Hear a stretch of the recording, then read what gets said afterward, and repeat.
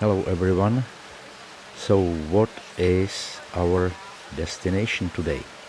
I am in Central Florida, about 14-15 miles south of St. Augustine, and our goal is on the other side of this river, Matanzas River. You will see where we are going shortly. But about St. Augustine, did you know that it is the oldest European established city in the United States? No? Surprised?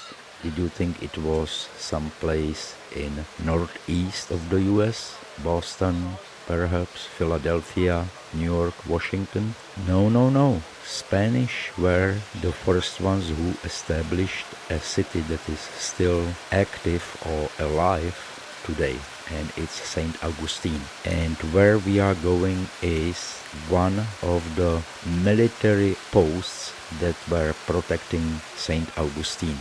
And this is it, Fort Matanzas. You see, Matanzas Inlet was the scene of crucial events in Spanish colonial history. The massacre of French soldiers here in 1565 was Spain's opening move in establishing a colony in Florida. The construction of Fort Matanzas in 1740-42 was Spain's last effort to ward off British encroachments on St. Augustine. You see, Florida has a pretty interesting history. It was first colonized by Spain, then British got hold of it, and after British, Spain took it back. And then eventually the United States took possession in 1821 of what is now Florida, and interestingly enough, it was through diplomatic negotiation. Not that Spain had much of a choice, mind you, but still it was not through a military conflict.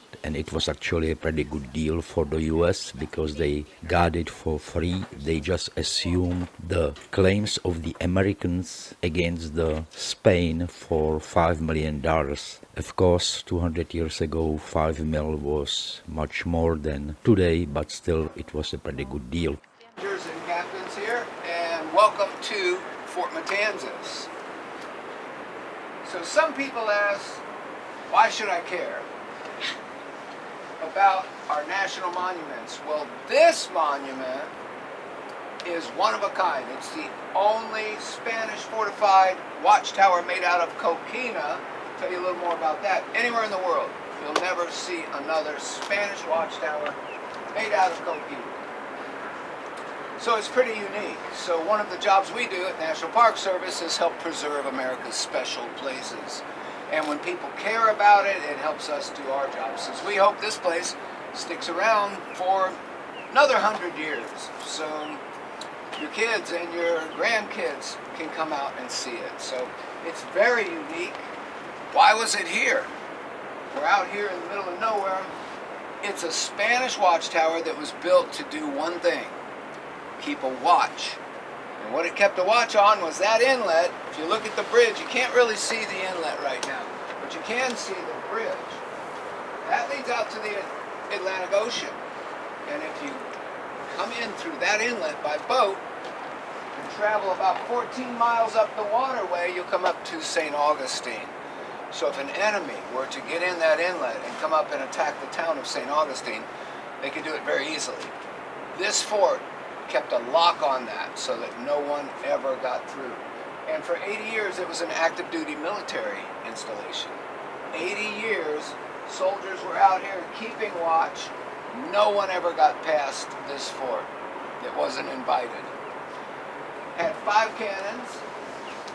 Not a lot of firepower as far as forts go, but those 5 cannons kept the enemy out the entire time. No one ever got past this fort. Because if you look at this waterway, if you do make it in the inlet, you got to come right into point blank range with these guns. So they had 4 6-pounders originally, one 18-pounder could shoot about 3 miles. At this range, they'd be a sitting duck, so no one ever got past it. So this was built 1740. It's built by the Spanish. They finished it in 1742, so 2 short years, making it the fastest government project in history. Just kidding. But that is pretty quick since it was all manual labor. One reason it's still here, it's what it's made out of. Anybody know? Coquina. Yeah, a bunch of you know. Coquina is a prehistoric shell stone. It's not man-made. If you look at it closely, you can still see the shells in it. It's prehistoric, over hundreds of thousands of years. These little shells were piled up on the shore around here. Time and pressure compressed them into a rock. So it took a long, long time. But it wasn't man-made. They dug it out of the ground a couple miles south of here, put them on rafts, and brought it out here, and the stonemasons cut them into the shapes and sizes they needed to build this fort. So Coquina has a couple unique properties. As they found out during the siege of 1740, when the British were firing guns at the Castillo, cannonballs hit this and they just sink in. They don't do much damage. They don't shatter like brick masonry forts.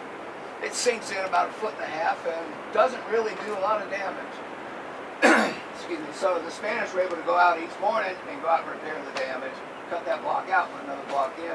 So it's pretty useful when you build a fort out of coquina. But the downside is that it leaks. It's very porous, so it will take in water. So they had to waterproof it. Any ideas what they used to waterproof this fort? Pitch. Not a bad guess, but no, they went down to Ace Hardware and got some mortar. And wait, no, it's 1740, so no Ace Hardware. What they did, what we have a lot of are oyster shells. Everywhere, at low tide you can see them. So you take the oysters, burn them down to an ash, mix it with sand and water, and it makes a pretty good mortar. So this was covered in smooth white walls, about 1 inch thick, and one other color. So you're going to have a white fort. What other color? Look at the flag. White and red. So those were the Spanish colors. This fort stood out on the horizon. Any passing ships would have seen this fort and known that white and red trimmed fort is Spanish, and this is Spanish-held territory.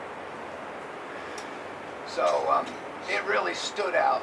As we go up the stairs, that's the officer's quarters upstairs. He got a room to himself. He had the gunpowder magazine that's up there. You'll see a door to it. And he also had the food stores. And my favorite part of the fort, there's a ladder that goes straight up to the roof. You're welcome to go up there. We're going to ask you once again to be careful. Watch your head.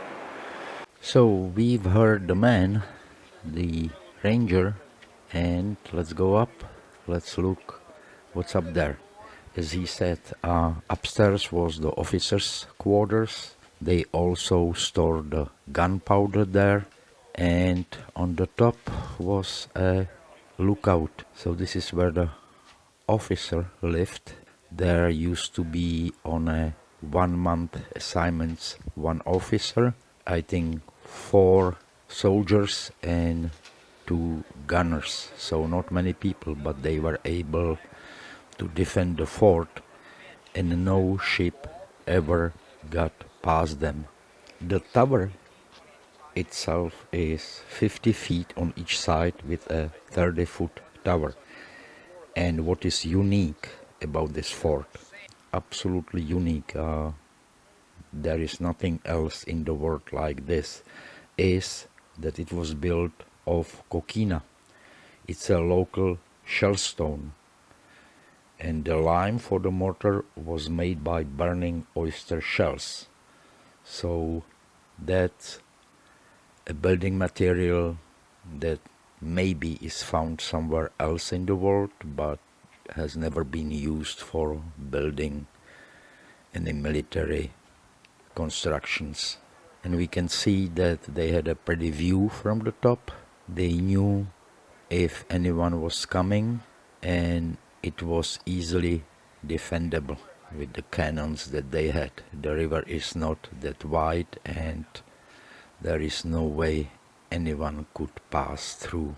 The soldiers lived and ate together in a sparsely furnished room on the ground floor, and the officer lived above them alone.